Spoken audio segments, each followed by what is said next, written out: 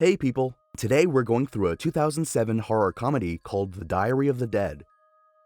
The movie starts with footage from a news crew that shows a story about an immigrant man who killed his wife and a 16-year-old son. Suddenly, the son and wife turn into zombies and take the lives of many of the medical personnel and police officers. The police officers shoot the zombies and notice that they only die when shot in the head. Then, a medic and reporter are bitten before they finish the zombie off.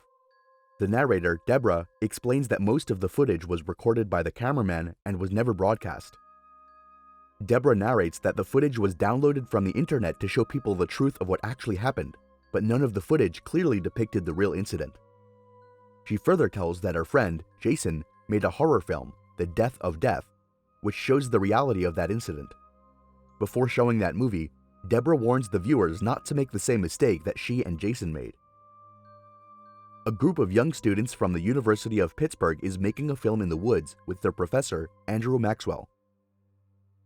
Deborah narrates that Jason always wanted to be a documentary filmmaker, but for his senior class project, he decided to make a horror film. While shooting, they hear the news of a mass murder. The news reveals that some dead people are coming to life again and taking the lives of many people around. The news tells people to stay safe at home. After hearing the news, the group gets frightened, and Professor Andrew Maxwell advises them to leave immediately, while the makeup artist, Tony, doesn't believe the news and says that the reporters always exaggerate. Two of the students, Ridley and Francine, decide to leave. Jason visits his girlfriend, Deborah, in the dormitory. Deborah tries to contact her family, but when she's unable to reach them, she decides to go to her parents' home in Scranton, Pennsylvania. Professor Andrew Maxwell, Deborah, Jason, and other students leave in an RV that belongs to Mary. On the way to Deborah's home, Jason records everything and asks everyone to introduce themselves so that the recording will become a memory of that night. Professor Maxwell and all the students, Tony, Deborah, Tracy, Gordo, Elliot, and Mary, face the camera and say that they're all trying to reach their homes. While Mary is driving the RV, the group notices a destroyed vehicle on the road and asks Mary to stop. They see a burnt police officer who has turned into a zombie, and he comes running towards the RV. Mary and the others freak out as the zombie shows up at the driving seat window. The terrified Mary somehow drives the RV and runs over a few other zombies on the road. After a while, the group stops on the road. Mary feels guilty and thinks that the zombies she had ran over were actually living people. As she cries for what she's done, Deborah tries to assure her that she hasn't taken away the lives of humans, but zombies who are actually dead. Mary doesn't believe her and finishes herself. Finding that she's still alive, the group takes her to the hospital. The hospital is empty, and Gordo hears the news on the radio at the reception. The group learns that to eliminate a zombie, they need to shoot it in the head. While looking for a doctor, Deborah, Gordo, and Jason encounter a zombified doctor and nurse, who are then shot dead by Gordo. After that, Gordo and Deborah decide to find a doctor, but Jason stays back, saying that he needs to charge the camera, which is running on low battery. They leave Mary in a wheelchair with Jason in the ward, and after some time, Jason hears a scream and a gunshot. Then, Deborah returns with blood splashed on her neck and a camera in her hand.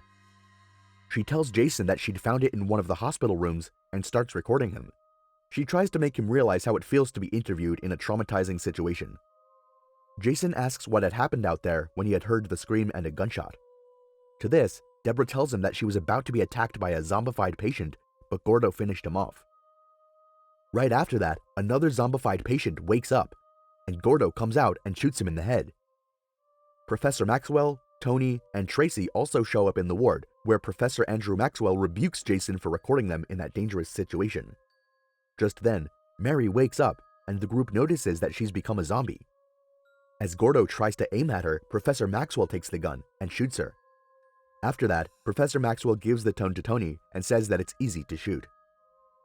As the professor and the group head out, Gordo gets attacked by a zombified patient who bites him on his arm. Elliot somehow finishes the zombie off, while Tony is too afraid to use the gun. In the next scene, the group buries Mary's dead body, and Gordo dies from the bite. His girlfriend, Tracy, wonders what had even made him die because it was just a bite on the arm. The others tell her that it might be some kind of virus that transmits through the bite, and the person then becomes a zombie. Then, Tracy begs Tony not to shoot Gordo and to wait until he wakes up. She hopes that Gordo will wake up as a living human rather than a zombie. After a while though, a zombified Gordo wakes up and Tracy eliminates him herself. The group then leaves and arrives at a barn when their fuel line breaks. A deaf Amish man, Samuel, the owner of the barn, takes them inside before finishing off the zombies that followed them. Inside the barn, while Tracy repairs the vehicles, Elliot watches a video from the camera that Deborah found in the hospital. She recognizes the man in the video and tells the group that it was the same man who Gordo put to death at the hospital. Just then, a ton of zombies surround the barn. Samuel quickly runs to close the back door, and Tony shoots a couple of zombies that had already entered the barn. A zombie tries to attack Tracy, who is beneath the vehicle trying to fix the fuel line, but Samuel shows up and finishes the zombie off with the help of a scythe. After that, the group escapes, but as soon as Samuel tries to get in the RV, a zombie attacks him. Samuel takes away his own life with the scythe, putting the zombie to death as well. As they roam around the city, the group watches a lot of people who have been turned into zombies. Deborah narrates that the death rate is increasing minute by minute, and if the slaughter doesn't stop, everyone will die. Later, they run out of gas and stop at a gas station where they're met by an armed group of survivors whose leader is a member of the National Guard. They are taken to a warehouse where the group of men has stored a lot of goods illegally. The group watches the news and notices that the media is lying and remaking the actual incident of a woman and her son waking up from death. The police lied to the media that the woman and her son were not dead until they were shot by police officers. Jason tells the leader of the group that he needs an internet connection, so he's allowed to go to a room where he uploads everything on the internet that he's been shooting. Deborah comes in and chides him for uploading the content, but Jason explains that whatever he's recorded might help a lot of people all around the world because the media isn't showing the truth to the people. He tells her that his film might teach people the way they survived through everything. However, Deborah still considers it a foolish act. Just then, she receives a text from her younger brother that they're outside their home and will be driving back home within some time. Deborah realizes that she's been late in reading the text, so her family must have already been home. As Deborah leaves the room, Jason makes a video call to Ridley, who is with Francine at his mansion. One of the members of the looting group then dies because of a heart attack and becomes a zombie. He's finished off by Tony by spilling a can of acid on him. Before the group leaves in the RV, they fill up with gas, and Deborah asks the looting group's leader to give her weapons, food, and other goods to reach Scranton safely. He agrees and provides the things that they'll need on their way. The students' only reliable source now is the internet, where bloggers upload everything that's going on in the city. They arrive at Deborah's house, where she finds her family's car with a broken window on the passenger seat side. She becomes worried and looks for her family members in the house. Suddenly, she's attacked by her younger brother, who's finished off by Professor Maxwell with an arrow. After that, Deborah finds her zombified mother, who is feeding on her father. As her mother moves nearer, Professor Maxwell finishes her off. The group then heads towards Ridley's mansion. On their way, Deborah learns that Professor Maxwell had been trained in the archery squad, so that's why he knows how to attack with a bow and arrow. They are then attacked by another group of National Guard men who rob all their goods except weapons and 2 cameras. In the next scene, Jason watches a video of a rescue team that arrives at a house and one of them getting attacked by a zombified family. The other rescuers get frustrated and shoot a living couple in the hearts to let them turn into zombies. Next, we see that the group has arrived at Ridley's mansion, where they find a lot of security cameras. Everyone feels relaxed at the home, and Jason asks Tony to hold the camera until he gets back from the RV. Tony records and notices that Ridley is behaving quite weirdly. Deborah asks Ridley about Francine and his family. She learns that his parents and Francine are already dead. Ridley tells her that it was his father who first died and turned his mother into a zombie. His zombified parents then attacked the staff, and one of the staff members bit Francine.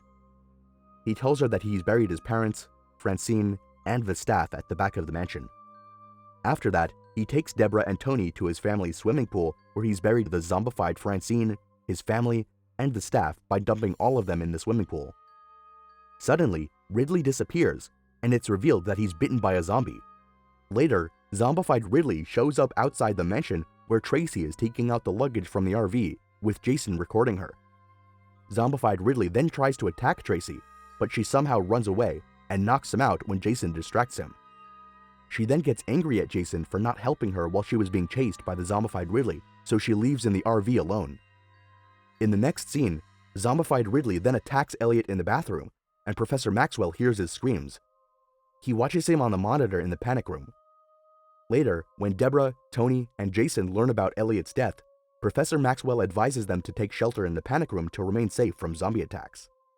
Jason doesn't like the idea because he wants to remain behind and record everything that'll happen, but eventually he's attacked by a zombified Ridley. While he's bitten on the neck, Jason reaches for his camera and records Ridley being finished off by Professor Maxwell with an antique sword. Bitten Jason then asks Deborah to record him and shoot him in the head. After his death, we're shown a video of Jason in which he tells the viewers the purpose of recording all the incidents. He says that he's recording everything to convey the truth of zombie attacks going on in the city. In the next scene, Deborah sits on the sofa with Jason's camera in her hand. Tony then appears with the second camera, and Debbie tells him that she'll continue filming. The next morning, the mansion is attacked by a great number of zombies. Deborah, Tony, and Professor Maxwell take shelter in the panic room. In the final scene, Deborah shares the last video that Jason recorded. It was of a hunting party shooting people who were left to die, using them as shooting targets. We are then shown a dead woman tied by her hair to the branch of a tree, who is set up to be shot at for fun. Deborah narrates that she wonders if the human race is even worth saving, and the movie then ends. Thanks for watching, guys.